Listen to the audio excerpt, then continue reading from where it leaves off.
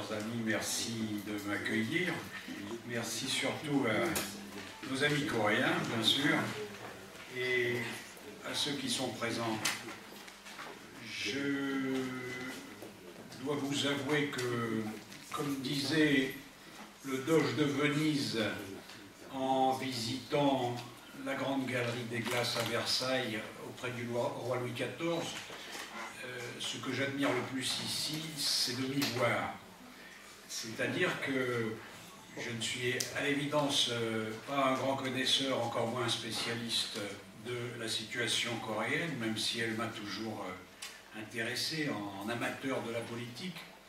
J'enseigne la philosophie à l'université Paris 1 à la Sorbonne et par conséquent, allais-je dire, j'écris des livres. Mais il se trouve que nos amis qui me connaissaient un peu, m'ont-ils dit amicalement, ont assisté à une conférence que j'ai donnée et je pense que un peu mes idées et beaucoup la patience asiatique que j'ai eue à l'égard de certaines personnes qui étaient présentes ont fait qu'ils ont été séduits et qui m'ont demandé de venir vous parler. Je ne serai pas trop long malgré ce début inquiétant. Je vous dirai 4 choses. Tout d'abord, ça ne parlera donc pas beaucoup de la situation en Corée. Je vous parlerai de l'ambiance qui prévaut aujourd'hui à la Sorbonne, qui est l'université parisienne, comme vous savez, qui se trouve pas loin d'ici. Ensuite, je vous parlerai très rapidement, c'est promis, de ce que j'y fais.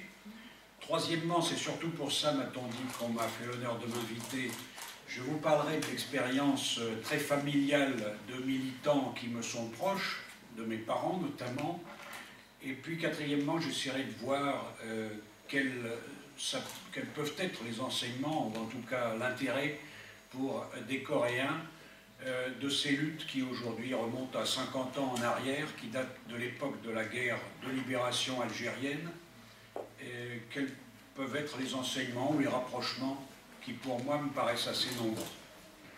Alors je commencerai, avant mes 4 points promis, par dire que j'entends dans cette discussion beaucoup de choses qui me font penser bien sûr à ce qui a été très joliment dit dans le livre de Naomi Klein, La stratégie du choc.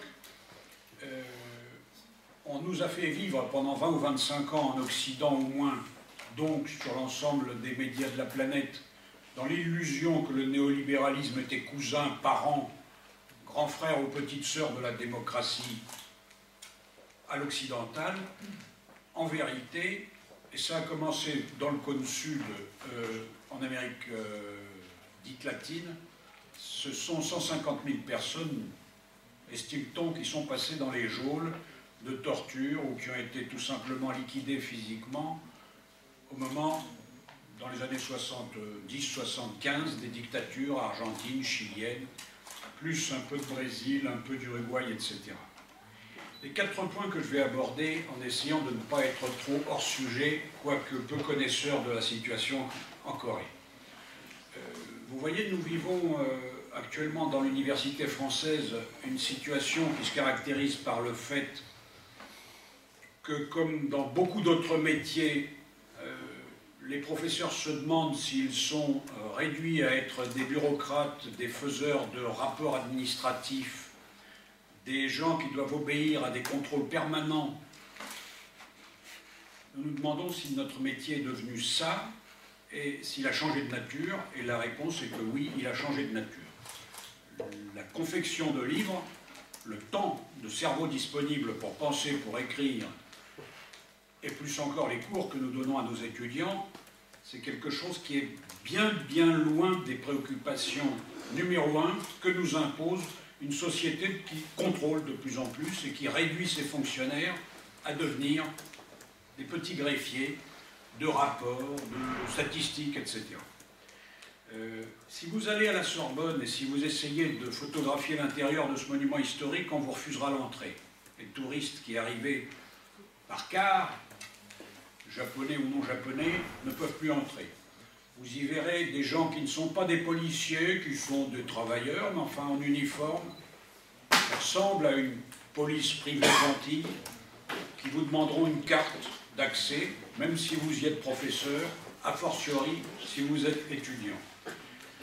Dans les 20 ou 25 années de plomb qui ont précédé les 5 dernières années, les années où la politique est enfin revenue en France, la bonne, celle qui nous plaît, dans ces 20 ou 25 années de plomb, nous étions devenus, malgré les éloges que vous faites gentiment à la France, pays de la Commune, pays du Front Populaire, etc., ce qui est vrai, nous en étions arrivés à une sorte de pays de l'antimarxisme hargneux. Et le séminaire Marx au XXIe siècle que j'organise avec des amis est une sorte de collection d'injustices. Je ne vous ennuierai pas, mais au moins pour mes amis français, je raconte cette anecdote ridicule. Un de mes amis trilingue au demeurant, grec, anglais, français, qui a fait des livres, des bons livres, je ne dirais pas génial comme disent tous ceux qui ont des amis à placer, des excellents livres, et qui est connu comme marxiste, a été candidat 52 fois dans les universités françaises, malgré son âge encore relativement jeune, 45 ans. 52 échecs. Première candidature, non pas à Pyongyang, mais à Londres, à King's College, il est élu. Ça vous donne un peu l'ambiance lourde dans laquelle nous vivons. Et je parlerai donc de démocratie équivoque à partir de ce tout petit exemple très local, l'université où je travaille. On sait que quelque chose va venir, comme dans une mauvaise pièce de Tchekhov, mais on ne sait pas vraiment ce que c'est. Au niveau mondial, et ou européen ou français, guerre, fascisme, révolution. Et au niveau où je m'étais placé, le petit niveau microscopique dont je vous parlais, on est dans une ambiance un peu surréelle. Cette Sorbonne bunkérisée, où les professeurs eux-mêmes ne peuvent pas travailler après 19 h, après 7 h du soir, elle est comme vide, désertifiée. Le rêve est de projeter un maximum d'étudiants à 10, à 15, à 20 km du centre de Paris pour éviter que dans les centres historiques, il y ait encore cette animation qui a existé depuis au moins 1000 ans. Et la bibliothèque de la Sorbonne, dont on ne peut parler qu'avec un frisson sacré, est fermée depuis 3 ans pour travaux. Des salles de cinéma sont louées au quartier latin pour faire des cours, vu que tout ça ressemble à un chantier postmoderne. Je passe au deuxième point, et je sais que vous allez me remercier, parce que ça va avoir un peu un rapport plus direct avec le sujet de notre réunion. J'essaie d'enseigner là-bas l'histoire du matérialisme antique, Démocrite, Épicure, Lucrèce,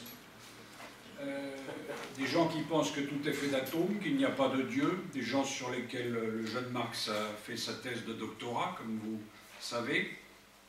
J'y croise des étudiants coréens qui se remarquent par leur invraisemblable sérieux, leur puissance de travail tout à fait spectaculaire.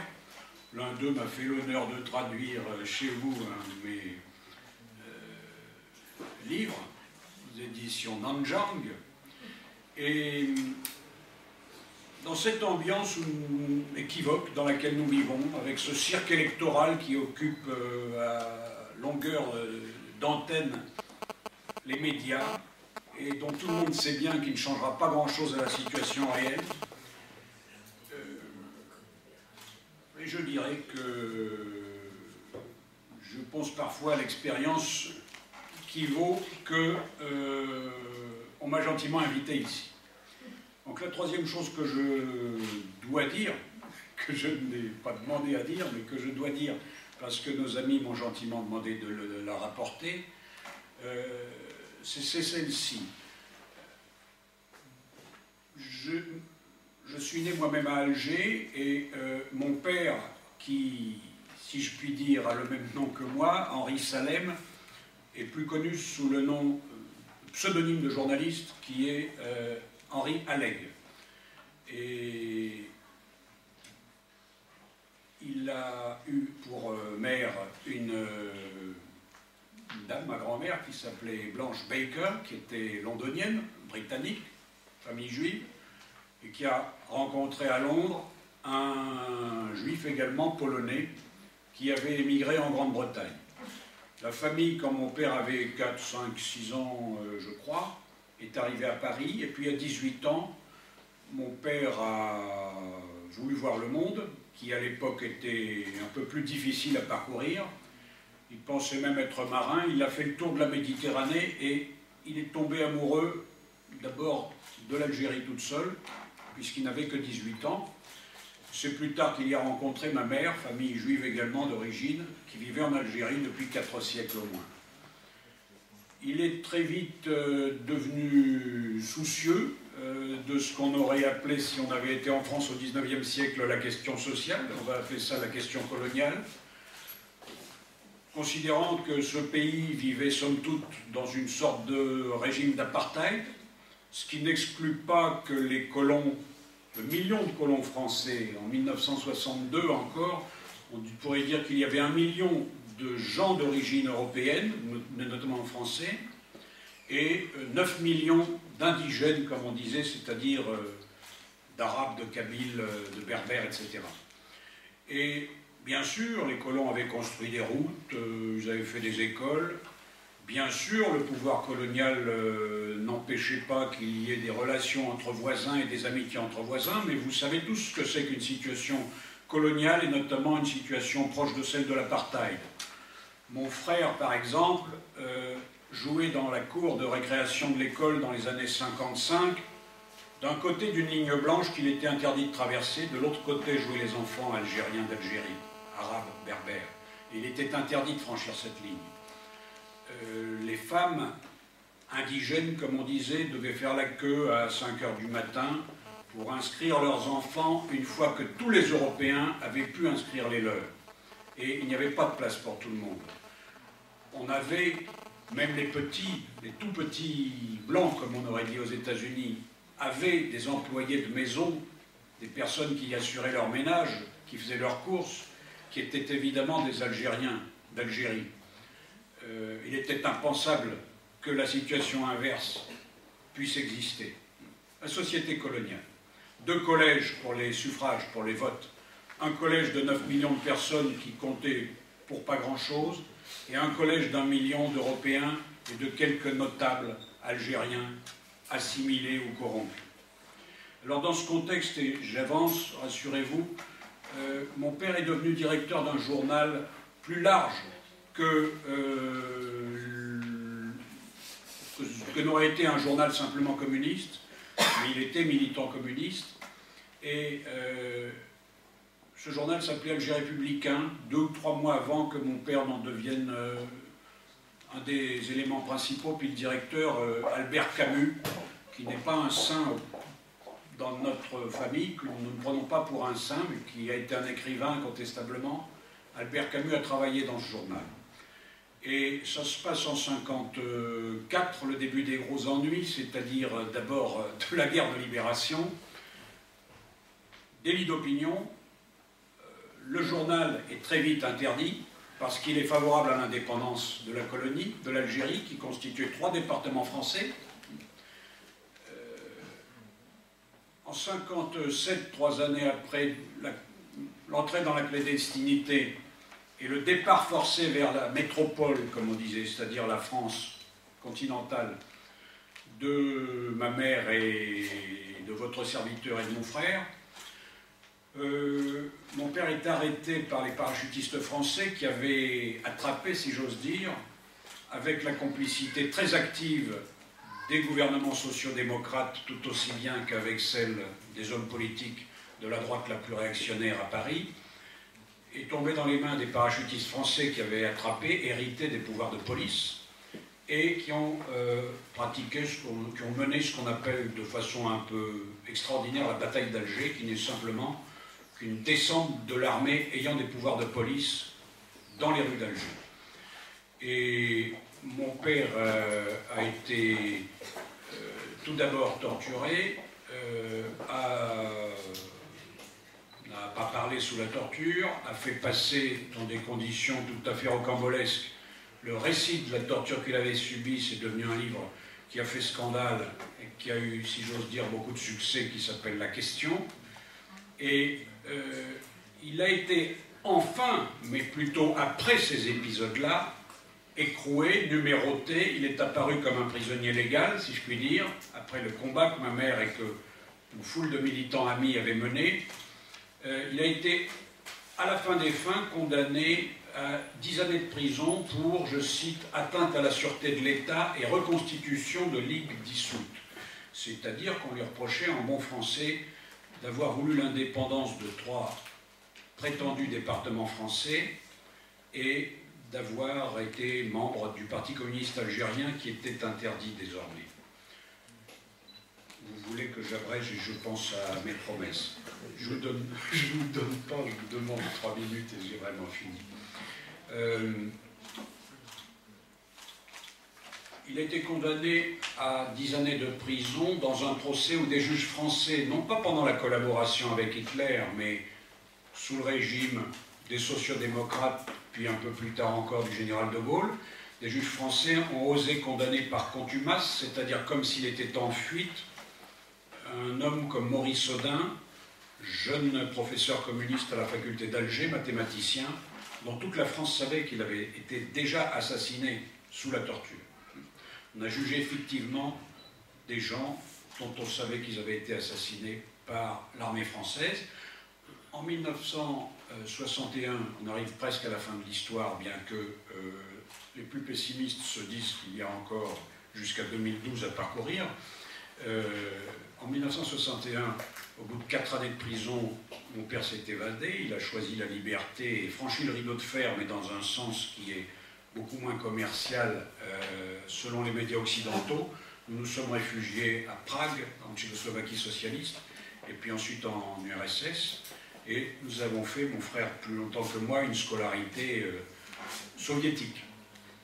Et puis en 1962, amnistie générale, ceux qui avaient subi les sévices, qui avaient été victimes de procédés attentatoires aux droits de l'homme les plus élémentaires, même nos Bernard-Henri Lévy et autres trompettes du quartier latin le reconnaîtraient, ces gens-là ont été amnistiés, mais les tortionnaires également. Ils ont continué de gravir les échelons et de gagner des grades dans l'armée française. Il est même interdit, sauf procès, sauf risque de procès, de dire que M. X ou M. Y a été un tortionnaire. J'ai un 4e point à aborder, chers amis, les 3 les plus longs étant derrière nous, pour vous dire que je pense que, bien évidemment, ce qui saute aux yeux, c'est que, comme chez vous, chers amis, il y a des massacres démocratiques, il y a des démocraties affichées comme telles, qui se réservent le droit, quand vraiment on essaie de les chatouiller sur des points aussi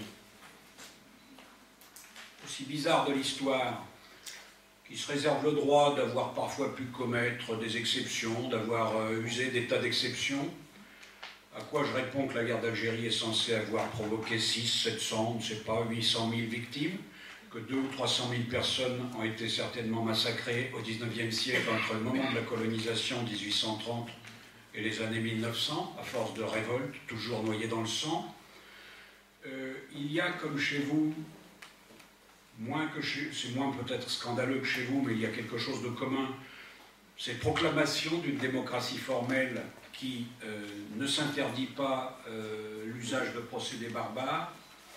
Et puis, comme je sais que j'abuse et que je suis très ému d'abuser, je regarde mes notes. J'avais noté 2 ou 3 petites choses qui sont, rassurez-vous, celles par lesquelles je terminerai. Évidemment, je ne les trouve pas. Cette sorte de fascisation rampante, en tout cas de la société, dont a très bien parlé mon prédécesseur, plus savant que moi sur la Corée, Roland Weil, cette atmosphère équivoque, cette possibilité d'un recours toujours possible, toujours disponible au fascisme, comme à Santiago. Je ne dis pas que je vis matin et soir dans ce pays en y pensant, mais il est évident que l'ambiance néolibérale, plus l'aspect factice de la démocratie que le grand Lénine appelait bourgeoise, c'est quelque chose qui, je crois, est fondamental et qui revient comme une quasi-évidence au bout du jour chez tous ceux qui ont, pour employer un grand mot, une conscience morale, et pour employer un mot plus simple, chez tous ceux qui s'intéressent au sort prochain et fort dangereux de l'humanité. Merci.